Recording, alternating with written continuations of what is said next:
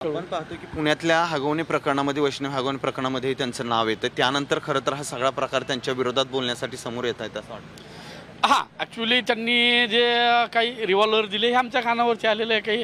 काही 25 लाख रुपये घेऊन रिव्हॉल्वर त्यावेळेला बरेच रिकमेंड करणे, हे करणे अशा प्रकारे इथं सहज चालायचेच. तुमच्या शिल्लाला हे मागल्या प्रकरणात त्यांनी आता काय गुन्हा दाखल करा किंवा त्यांच्या संदर्भात काय करा असं ते तुम्हाला सांगितलंय का, किंवा तुम्ही हे सगळं करा? नाही, त्यांनी सांगितलेलं आहे की आम्हाला आमच्यासोबत हा प्रकार घडलेला आहे, की आम्हाला धमकावलेला आहे, नाहीतर आम्ही तुम्हाला बाहेर येऊ ना.